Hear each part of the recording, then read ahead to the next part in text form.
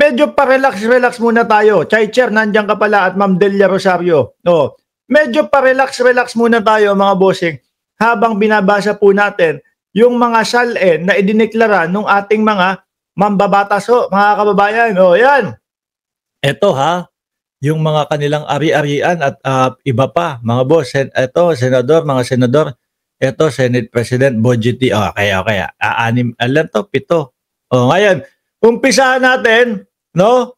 Senators who released their salin. Sandali lang.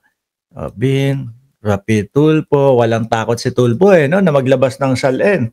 Kung alam mo naman talaga na kaya mo i-justify yung salin mo, wala kang takot.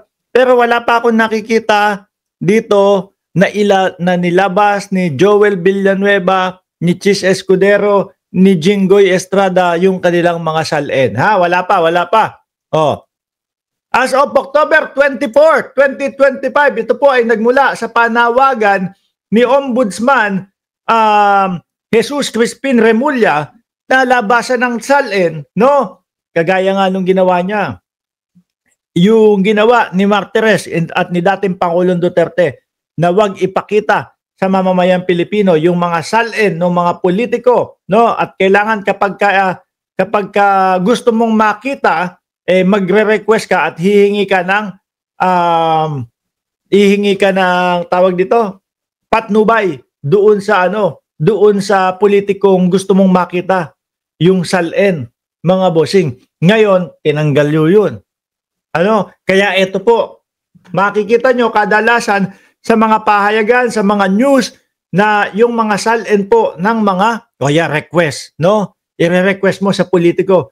Makikita nyo sa mga pahayagan, sa mga balita na naglalabasan po yung mga salin ng mga senador na senador, congressman at iba pang mga politiko. Una na nga po dito mga bossing, si Senator Sherwin Gatchalian, net worth 89,521 and 16 pesos and 57 cents. Hindi, madami ding negosyo itong mga to, no? Yung mga Gatchalian. Kahit papaano, mga bossing. Sumunod dyan, walang iba kundi si Senadora Risa Hontiveros na may net worth na 18 million o kulang 19 million, 18,986,258, no?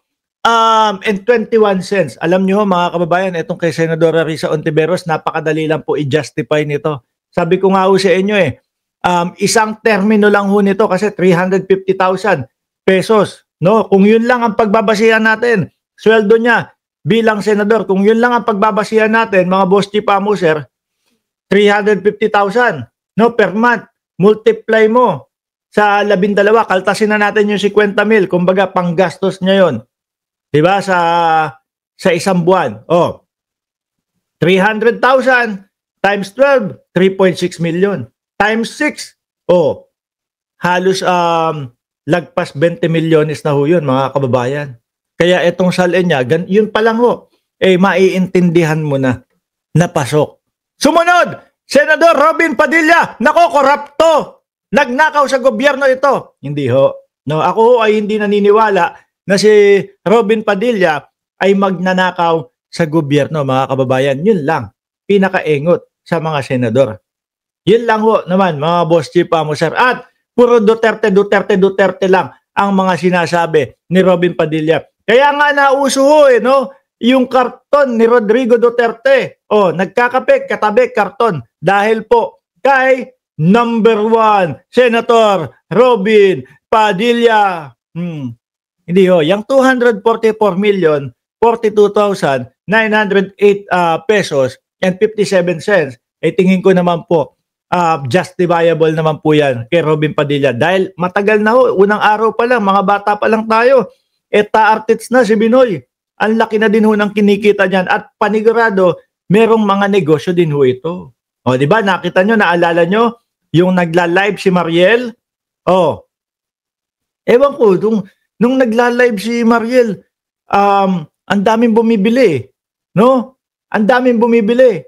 Mga kababayan. Tapos, biglang yung mga sumunod na mga comment, sabi, sili, sili. May sili na daw. Hindi ko alam kung sili ba yung binebenta ni Mariel or gulay ba yung binebenta ni Mariel? 244 million yung kay Robin Padilla.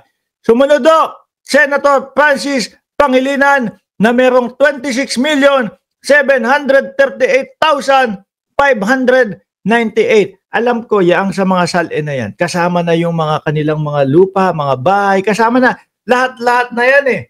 No? 26,738. Parang bahay namin yun sa Antipolo Joke lang. 26 million. Biruin mo, yung mga opposition, saktuhan lang yung kanilang mga milyones. So, 26,738,597 pesos and 97 cents. Senador Rapi Tulfo, nako, magnanakaw yan. 1 billion yan. Hindi. Kayang i-justify naman yan. Mga bossing. Yung mga DDS naniniwala na pinepeke daw po itong SALN. Subukan nila ipeke. No? Malamang kapag syempre, hagilapin niya na alamin lahat yan. Subukan nilang ipekein.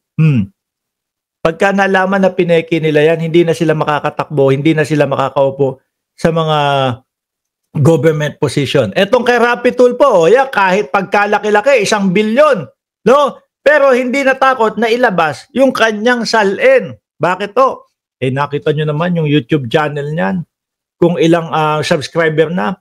30 million na ang subscriber ni Rapi Tulfo. 30 million na ang subscriber ni Rapi Tulfo, mga bossing. Kung itong pagkaliit-liit na channel natin, kalahating milyon.